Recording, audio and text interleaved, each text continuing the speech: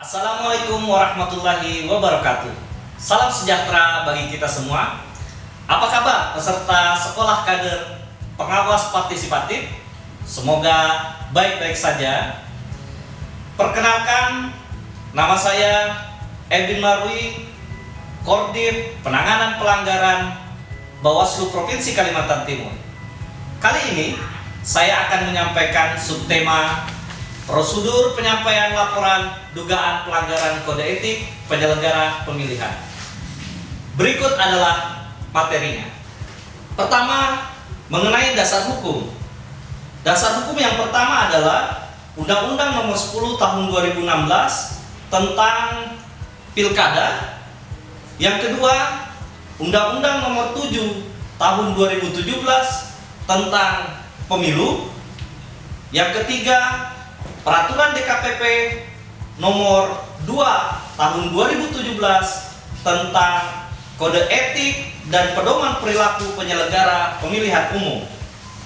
Yang keempat, Peraturan Bawaslu Nomor 14 Tahun 2017 tentang penanganan laporan pelanggaran pemilihan gubernur dan wakil gubernur, bupati dan wakil bupati, serta wali kota dan wakil wali kota. Selanjutnya, Peraturan DKPP Nomor 2 Tahun 2019 tentang perubahan atas Peraturan DKPP Nomor 3 Tahun 2017 tentang pedoman beracara kode etik penyelenggara pemilihan umum. Dan yang terakhir, Peraturan Bawaslu Nomor 4 Tahun 2019 tentang mekanisme penanganan pelanggaran kode etik Panwaslu Kecamatan, Panwas Kelurahan atau Desa, dan pengawas TPS. Penyelenggara pemilu wajib memegang prinsip-prinsip kode etik. Prinsip-prinsip kode etik itu adalah 1. Jujur, 2. Mandiri, 3. Adil, 4. Akuntabel, 5. Berkepastian hukum, 6. Aksesibilitas, 7. Tertib, 8. Terbuka, 9. Proporsional, 10. Profesional, 11. Efektif, 12. Efisien, dan yang terakhir adalah mengutamakan kepentingan umum. Siapa saja yang bisa mengadu atau melaporkan ke pengawas pemilu? Telah dijelaskan sebelumnya, ada 3 pihak, yaitu WNI yang mempunyai hak pilih, peserta pemilihan, pemantau pemilu. Tapi ada 1 pihak lagi yang dapat melaporkan dugaan pelanggaran kode etik penyelenggara pemilu, yaitu penyelenggara pemilihan itu sendiri. Siapa saja yang bisa dilaporkan atau diadukan? Pertama, dari pihak KPU, anggota KPU, anggota KPU Provinsi, anggota KIP Aceh, anggota KPU Kabupaten Kota, anggota KIP Kabupaten Kota, anggota PPK, anggota PPS, anggota PPLN, anggota KPPS, anggota KPPSLN. Kemudian dari segi pengawas pemilu, anggota Bawaslu, anggota Bawaslu Provinsi, anggota Panwasli Aceh, anggota Bawaslu Kabupaten Kota, anggota Panwasli Kabupaten Kota, anggota Panwas Kecamatan, anggota PKD, anggota Panwaslu Luar Negeri, dan yang terakhir pengawas TPS. Selanjutnya pihak yang dapat dilaporkan juga adalah jajaran sekretariat penyelenggara pemilu. Lantas, bagaimana cara melapor di pengawas pemilihan? Pelapor mendatangi kantor pengawas pemilihan dengan mengisi formulir laporan, lalu menyertakan fotokopi identitas pelapor.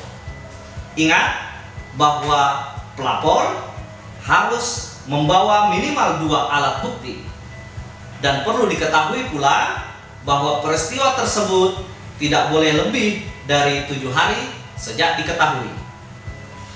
Untuk mempermudah membuat laporan, saya akan membuatkan contoh konstruksi laporan pelanggaran kode etik dengan rumus 5W1H. Siapa yang melakukan pelanggaran?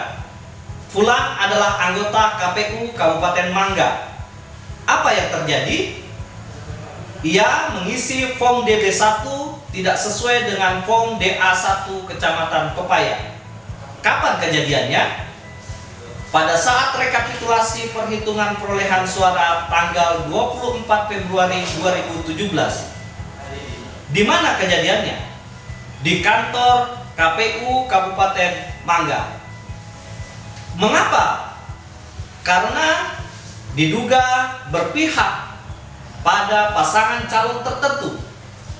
Bagaimana membuka kotak dan mengambil form DB1 kemudian mengganti dengan form DB1 baru yang tidak sesuai dengan form DA1 tanpa dihadiri para pihak.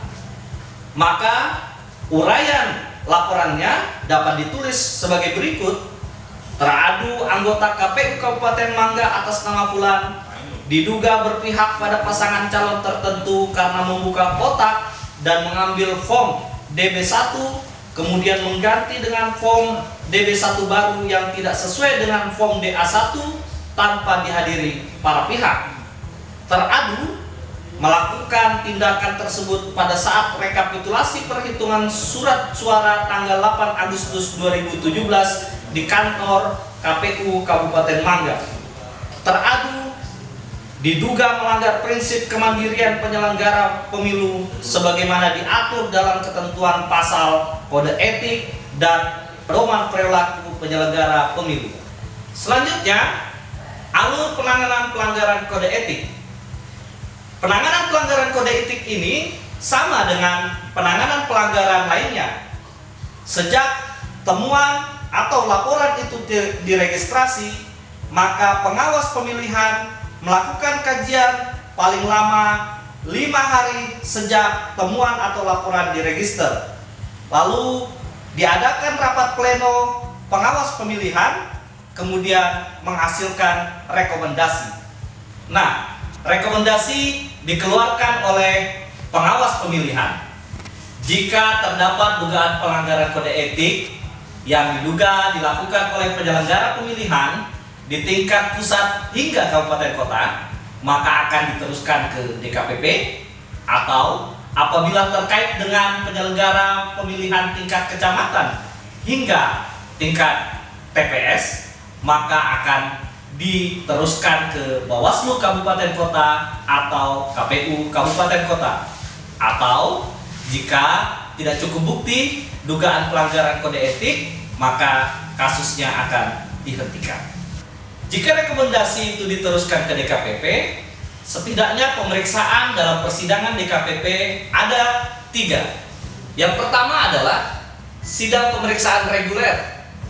Adalah sidang yang dilaksanakan di ruang sidang kantor DKPP di Jakarta. Yang kedua adalah melalui video conference, sidang yang dilaksanakan dalam satu waktu yang terpisah antara majelis pemeriksa, pengadu, teradu, dan pihak terkait serta saksi dengan menggunakan video conference yang bersifat real time. Yang terakhir adalah daerah. Sidang di daerah adalah sidang pemeriksaan yang dilakukan oleh majelis atau tim pemeriksa daerah. Bagaimana dengan sifat dan pelaksanaan putusan DKPP? Berdasarkan pasal 458 ayat 13 Undang-Undang 7 tahun 2017 tentang pemilu, diperkuat dengan putusan MK nomor 31 PUU Romawi 11 tahun 2013, putusan DKPP bersifat final dan mengikat. Berdasarkan pasal 458 ayat 14 Undang-Undang Pemilu, pelaksanaan putusan DKPP wajib dilaksanakan. Demikian pemaparan saya kali ini. Semoga dengan pemaparan tema-tema penanganan pelanggaran pemilihan dari yang pertama hingga yang terakhir, peserta sekolah kader pengawas partisipatif mampu menjadi agen pengawas partisipatif nan handal dan melaporkan segala pelanggaran pemilihan.